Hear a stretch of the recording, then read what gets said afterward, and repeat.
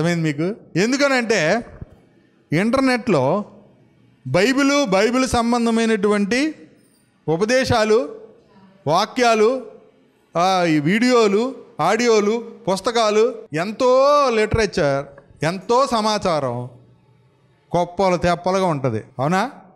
బైబిల్కి సంబంధించిన, క్రైస్తవ్యానికి సంబంధించిందే ప్రపంచవ్యాప్తంగా ఎక్కువ ఉంటుంది ఇంటర్నెట్లో. ఒకవేళ యూట్యూబ్లో చూసుకుంటే ఎవరు ఎక్కువ ఉంటాయి? ఈరోజు ప్రపంచవ్యాప్తంగా ఉన్న ప్రతి బోధకుడు, ప్రతి చిన్న గల్లీ బోధకుడు కూడా, గల్లీ సేవకుడు కూడా యూట్యూబ్, ఫేస్బుక్ అకౌంట్ ఉంటుందా ఉండదా? ఉంటుంది. ఇప్పుడు తెలియని వాళ్ళు ఎవరు? తెలియని వాళ్ళ సంగతి అటు ఉంచితే, అసలు ఇలా పలానా వారు ఇలా నమ్మలేదు ప్రభువుని అని చూపించడానికి ఎక్కడ తరమవుద్దా? అవదు. ఎందుకు ఇంతటి ఆధిక్యత ఎలా వచ్చింది అంటే ఇది దేవుని సంకల్పం. ఇది దైవ సంకల్పం. దైవ సంకల్పానికి ఎదురు వెళ్ళేదేమీ లేదు. ఎందుకంటే భూమి ఆకాశములు గతించిన ఆయన మాటలో అక్షరం కానీ పొల్లు కానీ గతించదు, నెరవేరు తీరుతుంది. అలా నెరవేరిన అక్షరాలు చూస్తే, అలా నెరవేరినటువంటి ప్రవచనాలు చూస్తే బైబిల్లో కోకొలలు లెక్క పెట్టలేనని ఉన్నాయి. బైబిల్ చెప్పిన ప్రవచనాలు లోకంలో చాలామంది చెప్పారు. కాలజ్ఞానం అంటూ, భవిష్యత్తు అంటూ చాలామంది చెప్పారు. అవన్నీ కూడా సమాజానికి ఏమి ఉపయోగపడేవి కాదు. మీరు గమనించాలా ఆ భవిష్యత్తుకి ఈ భవిష్యత్తుకి తేడా. నేను అంతకు మించి చెప్పలేను. మీరు ఆశించొద్దు, మీరు తెలుసుకోవాలి, మీరు కూడా ఆలోచించాలి. సమాజంలో కొందరు చెప్పారు కదా భవిష్యత్తు, ఆ భవిష్యత్తు లేదా ప్రవచనాలు లేదా ఏమంటారు దాన్ని, కాలజ్ఞానం అని చెప్పబడినటువంటి సంగతులు ఉన్నాయి. ఆ సంగతులు సమాజానికి ఏమైనా ఉపయోగపడ్డాయా? ఉపయోగకరంగా ఏమైనా ఉందా? ఆయన చెప్పాడు ఇది జరిగింది అని చెప్పుకోవడానికే తప్ప మరి ఆయన ఏ ఊహించి చెప్పాడో, ఎలా చెప్పాడో, మొత్తానికి ఆ చెట్టుకి ఈ పూలన్నా, ఈ పశువుకి ఈ పిల్లన్నా పుడితే ఏంటి ఉపయోగం? ఓ ఆ కాలం వచ్చింది, ఆయన చెప్పాడు ఈ కాలం వచ్చింది అని తెలుసుకోవడానికి తప్ప అవి ఏమన్నా సమాజానికి ఉపయోగపడతాయా అని ఆలోచన చేసినప్పుడు ఏం ఉపయోగపడతలే. ప్లస్ ఎవరి జీవితాలని అవి మార్చట్లే. అంతేనా? మారుస్తున్నాయా? ఏ కుటుంబాన్నైనా ఆ మాటలు బాగు చేస్తున్నాయా? ఒక యవనస్తుని ఆ మాటలు ఏమైనా ప్రభావితం చేస్తున్నాయా? ఏమైనా ఉపయోగపడుతున్నాయా? లేదు. ఈరోజు యేసు ప్రభుని, ఆయన వాక్కుల్ని విన్న వారు ఎందరో జీవితాలు దారి తప్పిన వాళ్ళు, గతి తప్పిన వాళ్ళు, మరణశైపోయిన వాళ్ళు, ఆత్మహత్య చేసుకునే ఉందామని నిర్ణయం తీసుకున్న వాళ్ళు ఎందరినో దేవుడు దర్శించి రక్షిస్తూ ఉన్నాడు.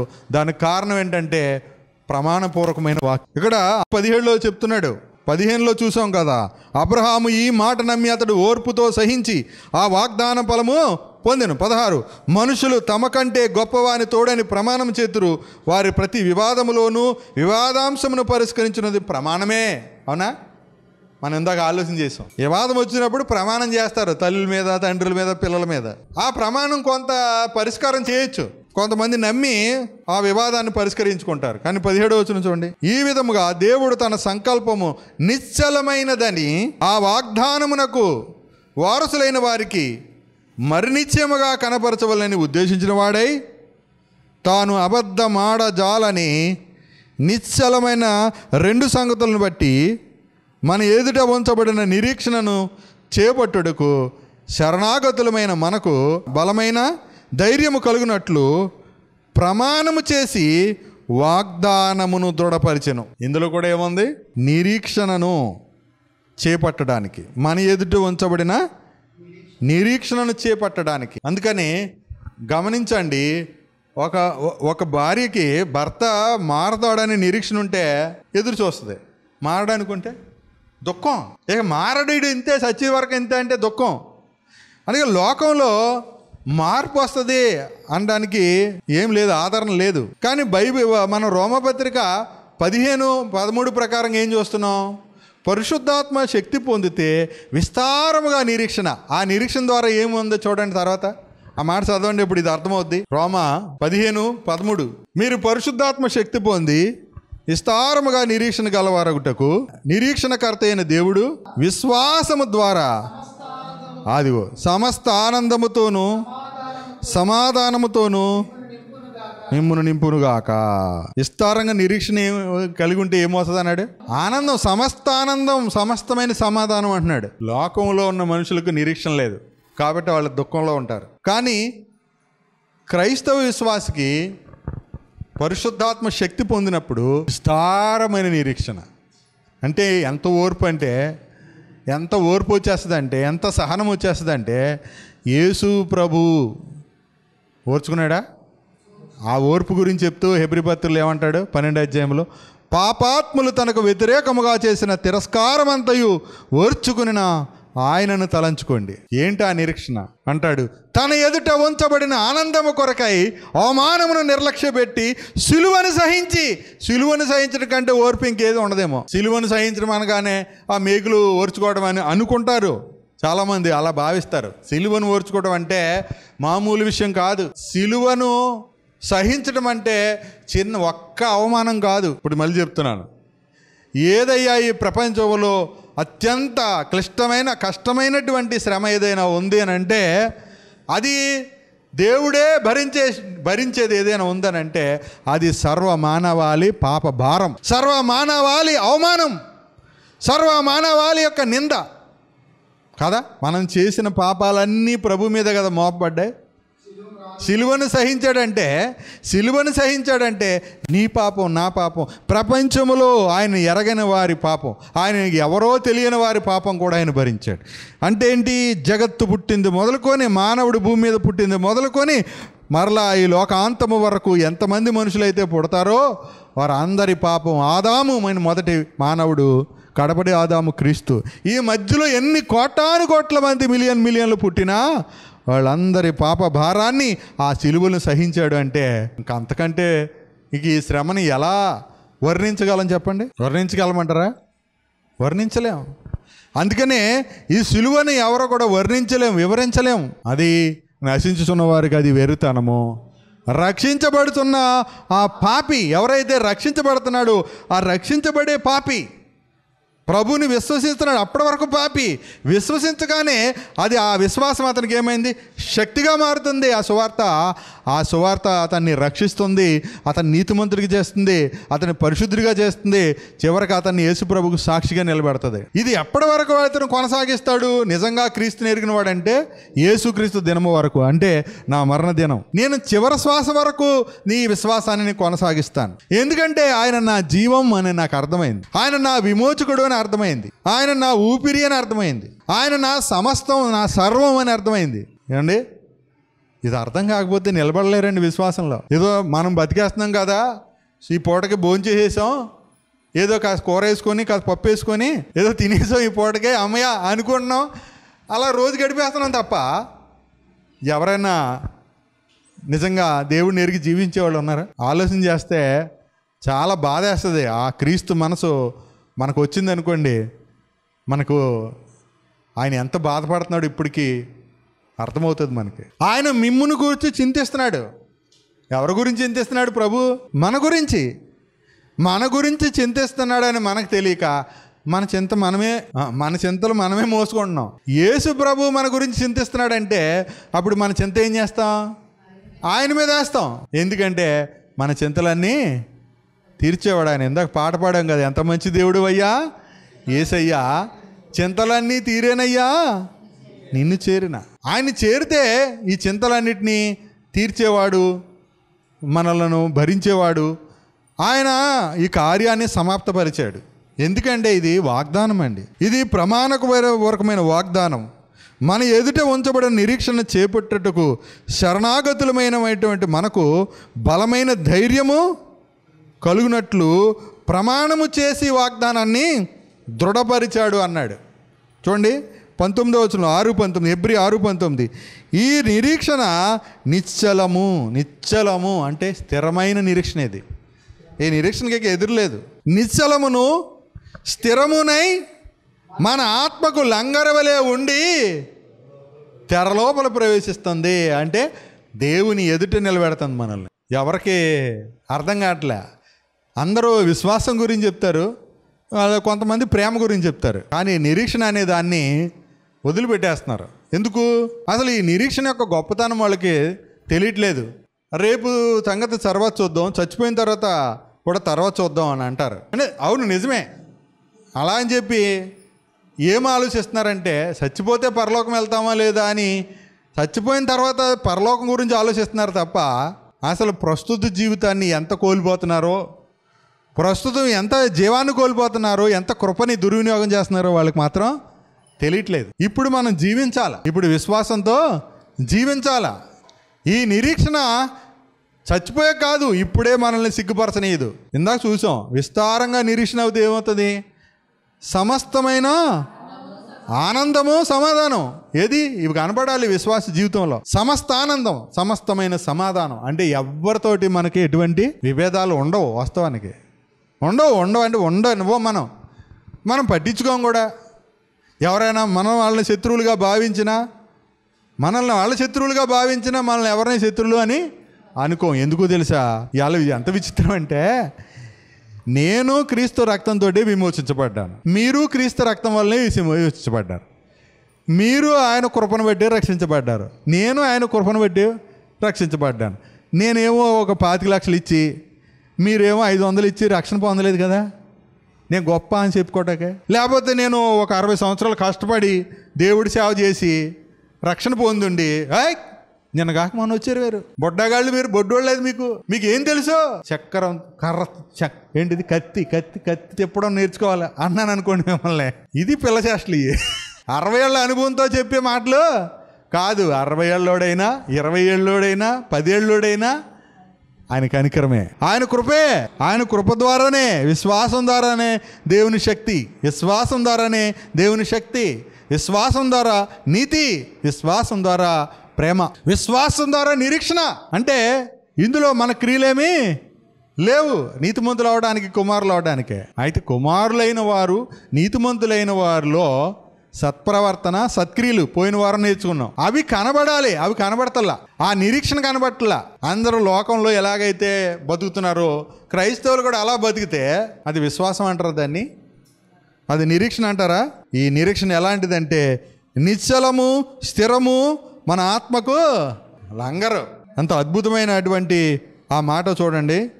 ఇక 7వ అధ్యాయంలో ఏమన్నాడంటే 19 తర్వాత 27 వచ్చిన ఒకసారి చూడండి. ధర్మశాస్త్రము బలహీనత గల మనుషులను యాజకులుగా నియమించును గాని ధర్మశాస్త్రమునకు తరువాత వచ్చిన, చూడండి ఇది ఏ వాక్యం? ఇది ప్రమాణపూర్వకమైన వాక్యము. అద్భుతం అండి. అసలు ఈ మాట కోసమే నేను ఇది ఎంత చెప్పాను మీకు. 6వ అధ్యాయంలో చూసాము, 7వ అధ్యాయంలో కూడా చూస్తున్నాం.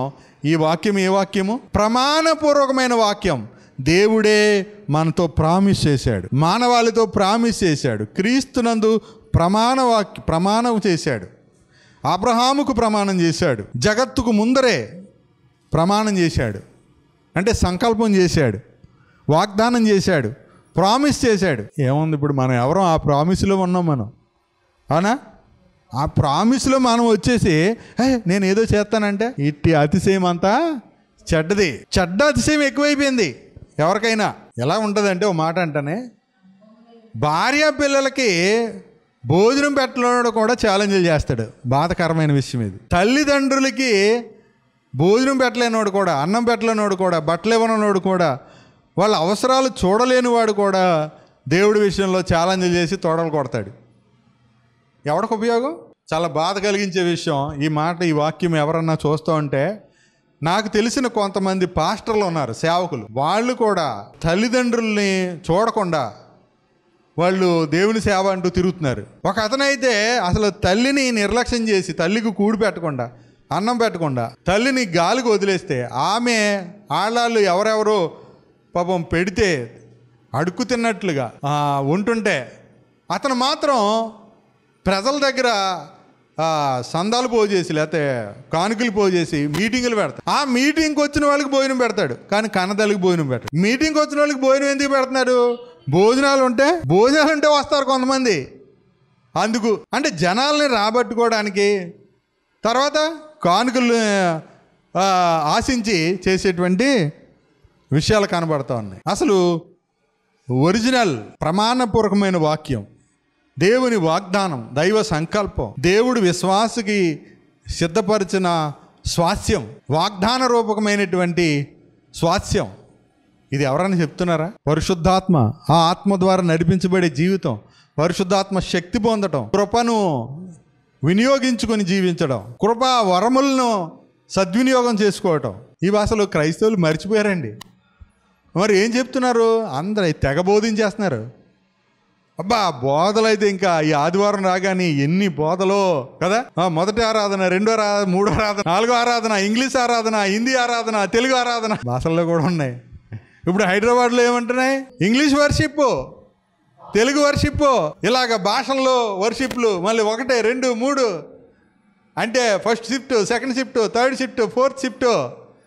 మీరు ఫస్ట్ షిఫ్ట్కి మిస్ అయ్యారా? సెకండ్ షిఫ్ట్కి వచ్చేయండి. సెకండ్ మిస్ అయితే థర్డ్ ఉంది, థర్డ్ మిస్ అయితే ఫోర్త్ ఉంది. ఏ టైంలో అయినా రావడానికి రండి. మా దుకాణాలు ఎప్పుడు తెలిసే ఉంటాయి, అంతేనా? మా చర్చిలు ఎప్పుడు తెరిచే ఉంటాయి, రండి అన్నట్లుగా. ఎన్ని తెరిచున్నా, ఎన్ని చెప్పినా మా వ్యాపార లాభం సంపాదించుకునేటట్లుగానే ఉన్నాయి తప్ప ఆ నిరీక్షణ కలిగించేటువంటి వారుగా, విశ్వాసంతో జీవించేటువంటి వారుగా, పాపము నుండి దూరంగా పారిపోయేటటువంటి వారుగా, ఆ పరిశుద్ధంగా నీతితో భక్తితో జీవించేటువంటి విధానంలో ఎక్కడ కూడా నేర్పించట్లా, హెచ్చరించట్లా. ఎంతసేపు విశ్వాసుల్ని ఏం చేస్తున్నారు? ఏమార్చుతున్నారు. కలిపి చెరిపే బోధ. అసలు ఎవ్వరిగా కూడా రోమాపత్రిక యొక్క సందేశం కానీ, గల్తీ పత్రిక యొక్క వర్తమానం కానీ, హెబ్రీ పత్రిక యొక్క మరి సారాంశం కానీ, గ్రహింపు కానీ లేకుండా వీళ్ళు ఏం చేస్తున్నారంటే ధర్మశాస్త్రాన్ని, కృపని, క్రొత్త నిబంధన, పాత నిబంధన కలిపేసి నిబంధన గ్రంథానికి నిబంధనకు అర్థం తెలియక, నిబంధన గ్రంథము అంటే 39 పుస్తకాలు, పాత నిబంధనని విడదీశారు. నిబంధన అంటే మొదటి నిబంధన అన్నప్పుడు 10 ఆజ్ఞలు, క్రొత్త నిబంధన అన్నప్పుడు విశ్వాసం ద్వారా దేవుడు అనుగ్రహించే నీతి, విశ్వాసం వలనైనా నీతి, కృప ద్వారా రక్షణ, నమ్మువారిని రక్షించడం దేవుని దయాపూర్వక సంకల్పం. ఏం నమ్మాలి అంటే ఈ సృష్టి అంతటిని దేవుడే చేశాడు. ఆయనకి ఈ సృష్టిలో తెలియందంటూ ఏమీ లేదు, ఆయనకి కనబడిందంటూ ఏమీ లేదు, ఆయన లేకుండా ఏది నడవట్లేదు. ఆయనే ఈ సమస్తాన్ని కూడా నడిపిస్తున్నాడు. ఈ మనుషులందరికీ జీవాన్ని ఇచ్చింది ఆయనే, ఊపిరిని సమస్తాన్ని అనుగ్రహిస్తుంది కూడా ఆయనే అని నేను కూర్చుండడం, నేను లేవటం, నేను నిద్రపోతున్నప్పుడు కూడా నేను ఏమై ఉన్నానో నా ఉనికి అంతటిని ఎరిగినటువంటి వాడు, నా భవిష్యత్తు ఎరిగినటువంటి వాడు. నేను భవిష్యత్తు తెలుసుకోవాల్సిన పని ఏమి లేదు, నేను భవిష్యత్తు విషయంలో చింతించాల్సిన అవసరం కూడా లేకుండా ఇప్పుడు ఏమన్నాడు? మీరు చింతించకండి, ఏమి తిందుమా, ఏమి త్రాగుదుమా, ఏమి ధరించుకుందామా అనే చింత మీకు అవసరం లేదు అంటూ ఆయన నీతిని, ఆయన రాజ్యాన్ని వెతికినప్పుడు ఇవన్నీ కూడా మీకు అనుగ్రహించబడతాయి అన్నాడు. అది అనుగ్రహము అన్నాడు. అంటే ఎలా అనగానే ఇంట్లో కూర్చుంటే అన్నీ వచ్చేస్తాయా అని అడిగే అమాయకులు ఉన్నారు. ఏంటి, మొదట నా రాజ్యాన్ని, నీతిని ఎదగమన్నాడు కదా, నేను ప్రార్థన చేసుకుంటా ఇంట్లో కూర్చుంటాను, నాకు ఏసీ కావాలి, నాకు ఫ్రిడ్జ్ కావాలి, నాకు మంచి ఇల్లు కావాలి, నాకు రాత్రికి మటన్ కావాలి, చికెన్ కావాలి, బిర్యానీ కావాలి అంటే వచ్చేస్తాయా అని అడుగుతారు. అలా అడిగే అమాయకులు కూడా ఉన్నారు, అలా ఆలోచించేటువంటి వాడు కూడా ఉన్నారు. ఇలా చెప్తే అలా ఆలోచించేటువంటి వాళ్ళు ఉన్నారు. అంటే వాళ్ళకి ఏం లేదు, నిరీక్షణ లేదు, ఓర్పు లేదు, అసలు దేవుని ఎడల విశ్వాసం సరిగా లేదు, ఆయన ఎలా నమ్మాలో వాళ్ళకి తెలియలేదు. అదే పాపం. ఆ పాపానికి పరిహారంగానే యేసు ప్రభు శరీరధారి అయి వచ్చాడు. వచ్చినప్పుడు ఎందుకు వచ్చాడు అని అంటే మొదటి పాపాలు తీసివేయడానికి వచ్చాడని చెప్తూ రెండవదిగా ఒక మాట చెప్తాడు, మనం ఆయన ద్వారా జీవించాలి. ఏంటండి? ఆయన ద్వారా జీవించాలి. అది విశ్వాసం వల్ల జీవించే జీవితం. విశ్వాసం ద్వారా జీవిస్తున్నప్పుడు మానవుడు చేసే ప్రతి ప్రయత్నంలోనూ విజయము, అత్యధిక విజయం. ఆ రెండు మాటలు చూసి నేను ఆగుతాను. చూడండి, మనకు టైం అయింది. ఈ నిరీక్షణలో విజయం ఉందన్నమాట. ఈ నిరీక్షణ మనల్ని సిగ్గుపరచదు. శుభప్రదమైన నిరీక్షణ అని తీతుగా అన్నాడు. అయితే కొరింథీయులకు రాసిన మొదటి పత్రిక 15వ అధ్యాయము 57వ వచనం చూడండి ఒకసారి. మన ప్రభు అయిన యేసు క్రీస్తు మూలముగా మనకు జయము అనుగ్రహించుచున్న దేవునికి స్తోత్రము. ఇప్పుడు మానవుడికి విజయము, జయం అనేది ఎందులో ఉంది? ఎవరిలో ఉంది? యేసు క్రీస్తు ద్వారా జయము. యేసు క్రీస్తుకి వేరుగా జయ జీవితం అనేది లేదు. ఎందుకంటే ఈ జయము ఎవరిది? మరణపు ముళ్ళు పాపం అయితే ఆ పాపాన్ని జయించినటువంటి వాడు యేసుక్రీస్తు. కాబట్టి ఎక్కువ ఏమవుతున్నారంటే తమను తాము మోసం చేసుకుంటున్నారు. ఇప్పుడు ఎవరైనా మోసం చేస్తే వాళ్ళని మోసం చేశారని చెప్పి ఏదైనా అనొచ్చు, లేకపోతే మనం ఉపశమనం పొందొచ్చు, వాళ్ళు మోసం చేశారని మనల్ని మనం సమర్థించుకోవచ్చు. అసలు మనల్ని మనమే మోసం చేసుకుంటే మరి మనల్ని మనమే సమర్థించేసుకుందామా? నేను ఎక్కువ ఆలోచించినప్పుడు నాకు ఎదురైన సమస్య ఏంటంటే, అసలు క్రైస్తవులు ఇంత జీవంతో కూడా నిరీక్షణ కలిగిన వారు కదా, ఇంత విజయానికి వారసులు కదా, మరణాన్ని జయించినటువంటి వాడు, సమస్తాన్ని జయించినటువంటి వాడు తండ్రి కుడిపార్శ్వన కూర్చున్నాడు కదా. ఇప్పుడు క్రైస్తవులు కూడా ఎక్కడున్నారు? ఆయనతో పాటు పరలోకంలో కూర్చుండబెట్టారు కదా. విశ్రాంతిలో ఉన్నటువంటి ఈ పిల్లలు ఎందుకెంత చింత, ఎందుకెంత అపజయం, ఎందుకెంత ఓటమి అని ఆలోచన చేస్తున్నప్పుడు వీళ్ళ దేవుని మాటని, ఆ ప్రమాణపూర్వకమైన దేవుని ప్రమాణాన్ని, ప్రామిస్ని నమ్మకుండా వీళ్ళ స్వచిత్వం, స్వనీతి, అతిశయం, క్రియల ద్వారా నీతిమంతులు అవ్వాలనే ప్రయత్నం వీళ్ళు ఏం చేస్తుంది? నిష్ప్రయోజులుగా చేస్తుంది, నిష్ఫలులుగా చేస్తుంది. నాకు వేరుగా ఉండి మీరేం చేయలేరు యేసుప్రభు చెప్తున్నాడు. ఒకటి, ఆయనకు వేరుగా ఎవరు కూడా ఫలించలేరు. అవునా? ఆయనకి వేరే ఎవరైనా ఫలించగలరా? ఆయనకి వేరుగా ఏదైనా చేయగలరా? రెండు అవో. కాబట్టి ఈ జీవితం యేసుక్రీస్తు ద్వారా జీవించే జీవితం. అందుకని ధర్మశాస్త్రం అంటే ఏంటి? నేను తప్పు చేయను, నీతిమంతుడిగా బతుకుతాను, పరిశుద్ధంగా బ్రతుకుతాను, నీతిగా బ్రతుకుతాను, నేను అబద్ధం మాడను, దేవుడి కోసం నా ప్రాణాలు ఇచ్చేతాను. సొల్లుకోరులు ఎన్నైనా చెప్పవచ్చు. ఇవన్నీ సొల్లుకోరులే, ఎవడికి ఉపయోగపడవి. అలా అంటాడా? అప్లోడ్ కనపడగానే అబద్ధం ఆడేస్తాడు. ఇదా నీతి? అవునా? ఇంటికి వెళ్ళి భార్య, ఏమండి నీకు అది చెప్పాను కదా, మర్చిపోయారా అంటే, మర్చిపోలేదు, గుర్తుంది అని ఏదో సొల్లుగోలు చెప్తా. అంటే చిన్న విషయానికే అసలు అది కొన్ని ఉంటాయి, అబద్ధం చెప్పక్కర్లేదు, అక్కడ కూడా అబద్ధం చెప్పేస్తాడు. అహం అంటే వీడు సావలేదు, క్రీస్తుతో కూడా వీడు చచ్చిపోతే అలాగ అబద్ధాలు ఆడ్డు. అవునా కదా? ఇలాగూ క్రైస్తవ్యం మోసం చేసుకుంటున్నారు. వాక్యం వినివారు మాత్రమే ఉండి ఆ వాక్య ప్రకారం ప్రవర్తించకపోతే వాళ్ళు ఏం చేస్తున్నారన్నారు? తమను తాము మోసం చేసుకుంటున్నారు. తమను తాము మోసం చేసుకునే దానికి ఎవరిని శిక్షించాలి? వాళ్ళే శిక్షించబడుతున్నారు. అందుకనే కొన్నిసార్లు బాధేస్తుంది, ఏం చేయాలో తోసదోసలా. అందుకే బైబిల్ ఏం చెప్తుందంటే, కొందరు అవిశ్వాసులైననేమి దేవుడు నమ్మదగిన వాడు కాకపోడు. ప్రతి మనుషుడు అబద్ధికుడు అవుతాడు కానీ దేవుడు సత్యవంతుడు కాక మానడు. మనము నమ్మదగని వారమైనను ఆయన నమ్మదగినవాడు, సర్వం ఎరిగినవాడు, సర్వాంతర్యామైనటువంటి దేవుడు. ఆ దేవుని మాటను నిర్లక్ష్య పెడితే, ఆయన మాట నిర్లక్ష్య పెట్టినప్పుడు కొన్నిసార్లు ఆ ఫలితాలు, పర్యవసానాలు మనం అనుభవించాల్సి ఉంటుంది. ఈ పరీక్ష ఏం కలిగిస్తుంది? నిరీక్షణ అంటే ఓర్పు కలిగిస్తుంది. ఆ ఓర్పు వల్ల మన ప్రాణాలను రక్షించుకుంటాం, మన ఆత్మను కాపాడుకుంటాం, మన విజయం, క్రీస్తులో ఉన్న విజయాన్ని సొంతం చేసుకుంటాం.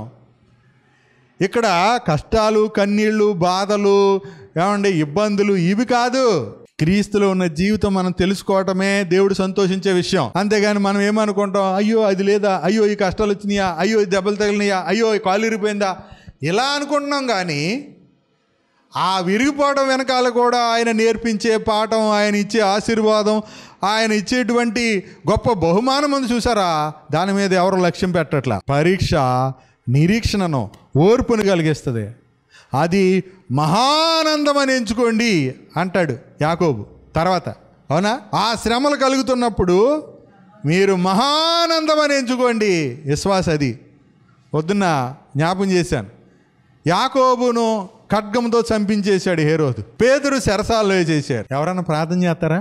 మనలోనే ఒకళ్ళని చంపేస్తే, నన్ను చంపేశారు, శ్రీధర్ అన్న గారిని తీసుకెళ్లి జైలు వేసేసారు, మీరు ఎవరైనా ప్రార్థన చేస్తారా? ఆ సంఘం చేసిందండి. ఇప్పుడు ఏ సంఘం అయినా చేస్తుందా? పాస్టర్ గారిని చంపేశారు, సంఘ పెద్ద గారిని తీసుకెళ్లి జైల్లో పెట్టేశారు. చంపేయడం చిన్న విషయమా? చంపేశారు, జైల్లో పెట్టేశారంటే మనకి ఎలా ఉంటుంది?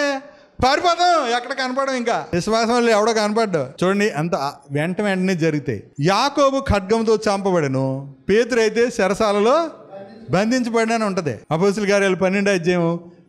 ఇదేంట్రా బాబు, అసలు ఒకరిని చంపేస్తే ఇక్కడ నాకు అర్థం కాదు, దేవుని కార్యాలు మట్టి అర్థం కావు.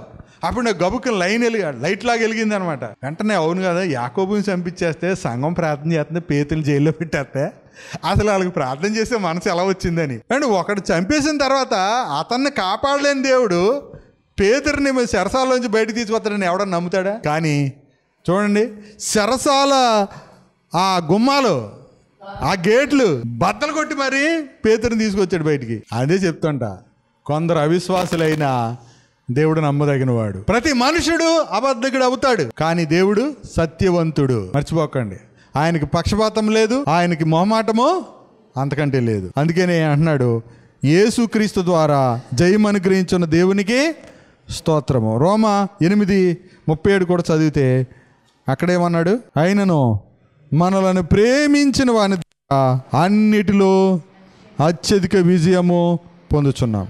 విజయం మనం పొందుతున్నాం. విజయానికి మూలం ఏంటి అంటే ఆయన మనల్ని ప్రేమించటం. ఏంటండి? ఆయన మనల్ని ప్రేమిస్తాడు అనేటువంటి సందేశం మనకు నిరీక్షణ ఇస్తుంది కదా, అది ఒక్కటే ఇస్తుంది. ఆయన మనల్ని ప్రేమిస్తాడనే సందేశమే మనకు ఓర్పునిస్తుంది. తల్లి బిడ్డను ప్రేమిస్తుంది కాబట్టి బిడ్డ తప్పు చేసినా ఓర్చుకుంటుంది, క్షమిస్తుంది, సహిస్తుంది. అవునా? తండ్రి బిడ్డను ప్రేమిస్తున్నాడు కాబట్టి బిడ్డ ఎన్ని తప్పులు చేసినా సహిస్తాడు, ఓర్చుకుంటాడు. అవునా? శిక్షిస్తాడు, శిక్షించినా కూడా చేర్చుకుంటాడు, ఓర్చుకుంటాడు. కారణం ఏంటి? బిడ్డ అనే ప్రేమ. బిడ్డ అనే ప్రేమ మాత్రమే, ఇంకేముండదు. కారణం బిడ్డ అనే ప్రేమ మాత్రమే. మరి దేవుడు ప్రేమ అయి ఉన్నాడు కాబట్టి ఆయన అందరినీ ప్రేమిస్తున్నాడు, శాశ్వతమైన ప్రేమతో ప్రేమిస్తున్నాడు. కాబట్టి ఎవరు ఎన్ని తప్పులు చేసినా, ఎవరు ఎంత అడ్డగోలుగా ఎంత అక్రమంగా జీవించినా కూడా ఆయన ప్రేమిస్తున్నాడు, ఆయన ఓర్చుకుంటున్నాడు. ఆయన ఓర్చుకొని అందరూ మారు మనసు పొందాలని దీర్ఘశాంతము చూపుతున్నాడు. ఆయన ఎంతైనా నమ్మదగినవాడు. ప్రార్థన చేసుకుందాం పిల్లలు.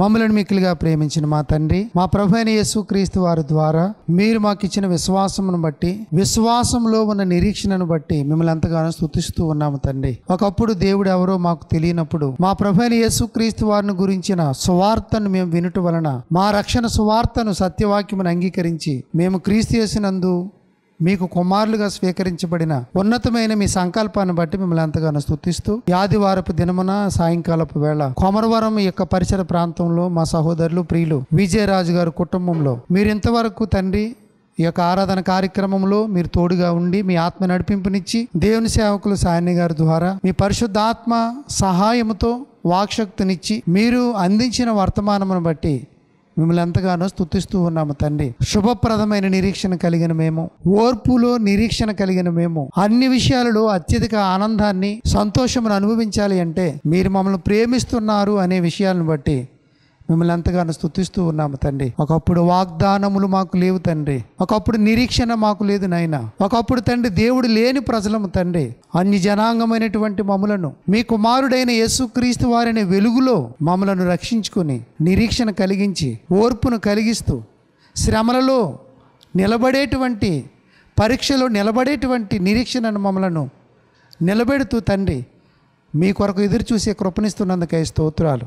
ఈ దినాన్న ఈ సమయమందు తండ్రి నేడున్నట్టుగా మేము మిమ్మల్ని ఎరిగిన ప్రజలుగా, వాగ్దానములు కలిగిన ప్రజలుగా, నిరీక్షణ కలిగిన ప్రజలుగా, వాక్యమును కలిగిన ప్రజలుగా, సృష్టిని కలిగించిన మీ కార్యాలను వివేచిస్తూ మీరు మా కొరకు జరిగిస్తున్న సమస్తాన్ని బట్టి మీలో ఆనందించే కృపను మాకు ఇచ్చినందుకై మిమ్మల్ని ఎంతగానో స్తుతిస్తూ ఉన్నాము తండ్రి. ఆ రోజున సంఘానికి శ్రమలు వచ్చినప్పుడు, యాకోబును ఖడ్గముతో చంపివేసినప్పుడు, పేతురు గారిని చెరసాలలో వేసినప్పుడు సంఘము అత్యాసక్తితో ప్రార్థించిన ఆ జీవితాన్ని బట్టి, ఆ పరిస్థితిని బట్టి మరొకసారి తండ్రి మేము హెచ్చరించబడ్డాము. అందుని బట్టి స్తోత్రాలు. ఒకనాడు ఆది సంఘం ఎలాగైతే శ్రమలలో ఓర్పుతో, పరీక్షలో నిరీక్షణ కలిగి వారు విశ్వాసమందు స్థిరులై ఇదిగో నేను ప్రమాణపూర్వకమైన వాక్యమును అంతము మట్టుకు చేపట్టారో, విశ్వాసములో స్థిరులై కదలని వారై నిలబడ్డారో, అన్నిట్లో అత్యధికమైన విజయాన్ని మీరు ప్రేమించి ఆ ప్రేమను బట్టి పొందుకున్నారు. మరొకసారి మమ్మలను మీరు మాకు ధైర్యపరిచి మమ్మల్ని నిలబెట్టినందుకు స్తోత్రాలు చెల్లిస్తూ సిగ్గుపరచని నిరీక్షను మేము కలిగి ఉన్నామని మీరు మాకు నేర్పించినందుకే స్తోత్రాలు. అవునైనా విశ్వాసం అనున్నది నిరీక్షించబడు వాటి యొక్క నిజస్వరూపం. అబ్రహాం గారి జీవితంలో, శారా గారి జీవితంలో నిరీక్షణకు ఆధారం లేనప్పుడు వారు వాగ్దానమును బట్టి, వాగ్దానం చేసిన వాడు నమ్మదగిన వాడు అని నిరీక్షించి తండ్రి విశ్వాసము ద్వారా వాగ్దానమును పొందుకున్నారు.